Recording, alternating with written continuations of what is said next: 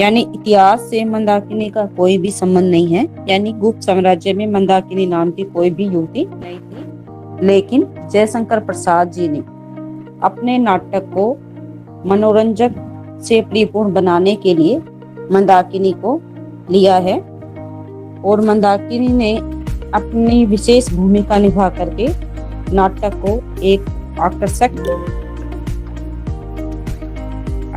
रूप प्रदान करने में अपनी भूमिका निभाई है। तो इस इतिहास से इसका कोई संबंध नहीं है। वैसे एक काल्पनिक पात्र के रूप में मंदाकिनी को चित्रित किया गया है।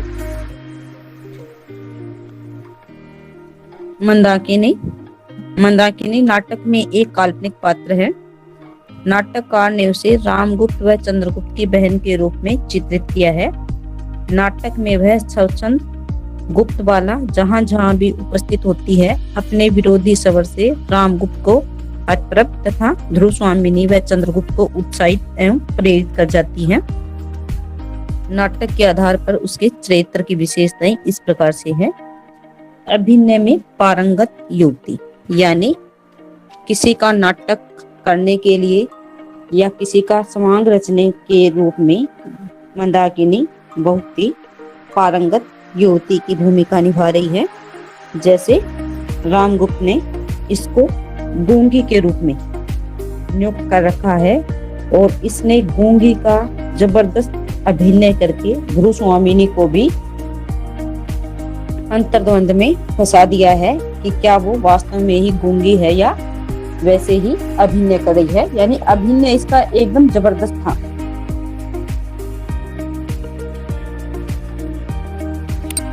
मंदाकिनी अभिनय करने में पारंगत है। नाटक के प्रारंभ में वह खड्गधारिणी के रूप में रामगुप्त के आदेश से ध्रुव स्वामिनी व चंद्रगुप्त के प्रति गुप्त मनोभावों को जानने के लिए गूंगी का इतना जीवंत अभिनय करती है कि ध्रुव स्वामिनी उसे गूंगी समझ लेती है और कहती है, तो क्या तुम मूर्ख हो? तुम कुछ बोल न सको, मेरी बातों का उत्तर भी न दो, इसलिए तुम मेरी सेवा में नियुक्त की गई हो। यह ऐसे है, इस राजकुल में संपूर्ण मनुष्यता का एक भी निदर्शन न मिलेगा क्या? जिधर देखो कुबड़े, बोने, हिंजड़े, गूंगे और बहरे। साथ ही वह अपने कुशल अभिनय से यह पता लगाने में सफल हो जाती है कि ध्रुव स्वामिनी रामगुप्त की अपेक्षा चंद्रगुप्त से प्रेम करती है।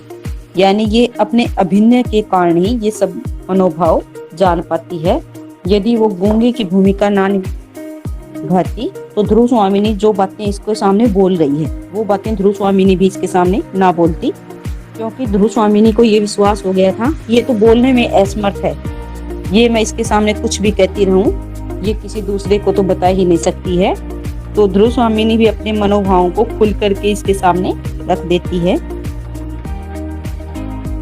अगला है देशभक्ति की भावना से परिपूर्ण।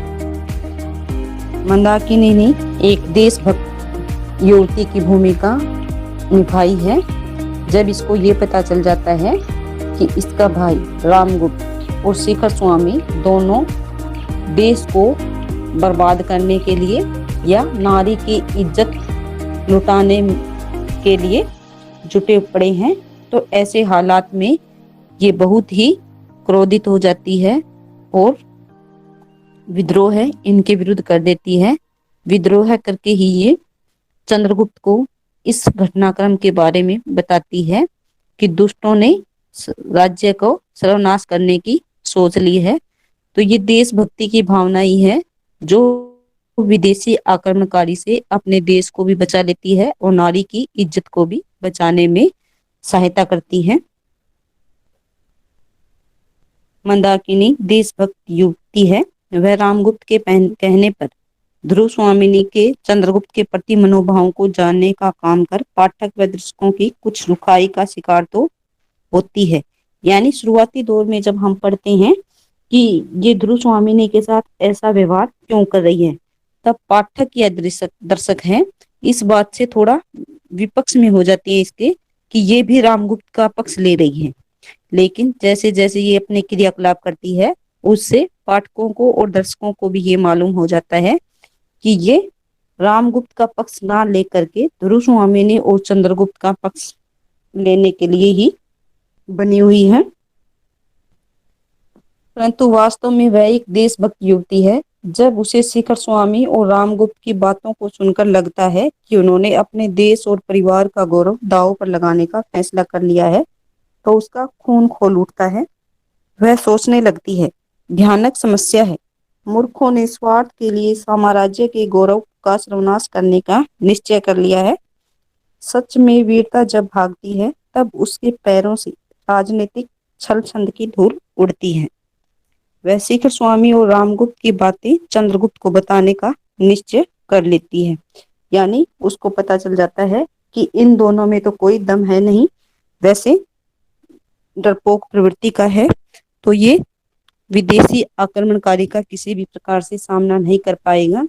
और उसको पता है कि चंद्रगुप्त एक वीर पुरुष है, तो वो इस आक्रमणकारी का सामना कर पाएगा। इसीलिए ये निश्चय कर लेती है कि ऐसे हालात में जो भी बातचीत मैंने सुनी है वो मुझे चंद्रगुप्त तक पहुंचानी चाहिए। और ऐसा करके ही ये अपनी देशभक्ति की भावना उजागर करती है। अगला है निर्भीक। निर्भीक यानी निडर। निडर भूमिका ये निभा रही है, यानी जब इसको सच बोलना होता है या जब ये अपने निर्णय पर अडिग होती है, ऐसे हालात में ये किसी का भी डर नहीं मानती है। जैसे राजा का भी डर नहीं मानती है, शिखर स्वामी का भी डर नहीं मानती है, अपने निश्चय पर ये अडिग रहती है। एक निडर युवती की भूमिका इसने नाटक में निभाई है। जैसे मंदाकिनी एक निर्भीक बाला है। वह बोलते वक्त किसी का भय नहीं खाती। उसके विचार स्वच्छंद है तथा वह साहस से ओतप्रोत है। यही कारण है कि प्रीषद के सामने अपने विचारों को रखते हुए जब रामगुप्त उसे डराने की कोशिश करता है, तो वह कहती है, राजा का भय मंदा का गला नहीं घोट सकता। तुम लोगों में यदि कुछ भी बुद्धि होती तो इस अपने कुल मर्यादा नारी को शत्रु के दुर्ग में यूं न भेजती। भगवान ने स्त्रियों को उत्पन्न करते ही अधिकारों से वंचित नहीं किया है, किंतु तुम लोगों की दस्युवृत्ति ने उन्हें रोका है। इस प्रीषद से मेरी प्रार्थना है कि आर्य समुद्रगुप्त का विधान तोड़कर जिन लोगों ने राज प्रवेश किया है उन्हें दंड मिलना चाहिए। यानी जिस राजा के अधिकार क्षेत्र में ये रह रही है, जहाँ महामंत्री वगैरह है, उन किसी का भी इसको डर नहीं लगता है। यानी जो बुरा हो रहा है उस बुरे के विरुद्ध खड़ी होने की हिम्मत इसके अंदर है, जैसा कि इसने प्रीषद के सामने बोल करके स्पष्ट कर दिया है। प्रेरणादायी यानी प्रेरणादायिनी के रूप में भी मंदाकिनी किस प्रकार से अपनी भूमिका निभाती है। जैसे ये ध्रुव स्वामिनी को भी प्रेरित करती है कि तुम्हें अपने अधिकार प्राप्त करने चाहिए। चंद्रगुप्त को भी प्रेरित करती है कि तुम्हें अपने कर्तव्यों को नहीं भूलना चाहिए। और यहाँ तक कि सामंत कुमारों को भी युद्ध के लिए प्रेरित कर देती है। जब वो सतराज के शिविर में जा रहे होते हैं, तो ऐसे समय में ये उनके लिए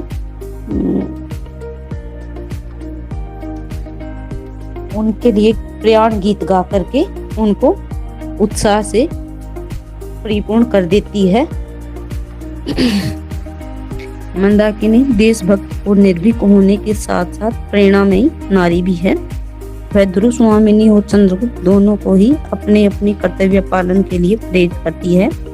प्रथम अंक के आरंभ में वह ध्रुव स्वामिनी को अपने प्राणों की क्षमता बढ़ा लेने के लिए प्रेरित करती हुई कहती है।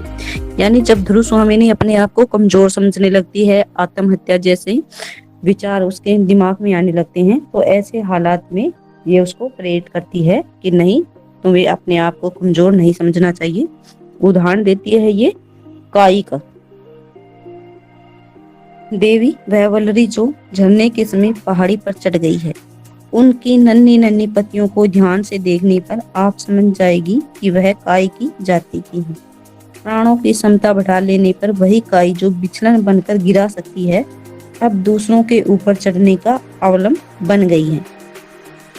इसी प्रकार वह चंद्रगुप्त को उसके कर्तव्य की याद दिलाते हुए प्रेरित करती है। वास्तविक प्रेरणा और कर्तव्य की पुकार एकत्रित करके सोचिए तो कुमार कि अब आपको क्या करना है। यही नहीं, वह प्रयाण गीत गाकर सामंत कुमारों को भी सकराज से युद्ध करने हेतु प्रेरित करती है। आप मुझे बताओ, ये कब बोलती है वो चंद्रगुप्त को वास्तविक प्रेरणा और कर्तव्य की पुकार? कौन से हालात में प्रेरित करती है ये? पूरा नाटक पढ़ा है ना?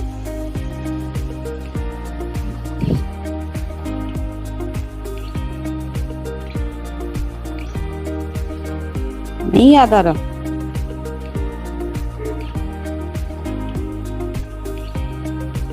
जब चंद्रगुप्त सकराज की हत्या कर देता है और हत्या करने के बाद वो बोलता है कि अब मेरे पास समय नहीं है, मुझे यहाँ से जाना ही होगा, तो ऐसे हालात में ये चंद्रगुप्त को कहती है कि नहीं, आपको अब यहाँ से जाना नहीं है, आपको अब अपने दिमाग से काम लेना है कि आपको करना क्या है। आपने जो कर्तव्य किए हैं, क्या उनके बदले जो आपको अधिकार मिलने चाहिए वो लेने हैं या नहीं लेने हैं, ध्रुवस्वामिनी पर आपका अधिकार बनता है या नहीं बनता है। तो इस प्रकार की प्रेरणा है वो मंदाकिनी ही देती है चंद्रगुप्त को। प्रयाण गीत गाकर सामंत कुमारों को भी सकरात से युद्ध करने के लिए प्रेरित कर देती है। पैरों के नीचे जलधर हो, जलघर या जलधर हो, बिजली से उनका खेल चले, संकीर्ण कगारों के नीचे सत सत झरने बेमेल चले, सन्नाटे में हो विकल पवन, पातप निज पद हो चूम रहे, तब भी गिरिपथ का अथक पथिक, ऊपर ऊंचे सब झेल चले। यानी तुम्हारे रास्ते में कितनी ही बाधाएं क्यों न आ जाए, उन बाधाओं का तुम्हें हिम्मत से सामना करना है और उन बाधाओं को पार करते हुए अपने कर्तव्य पथ पर तुम्हें अवश्य ही बढ़ना है।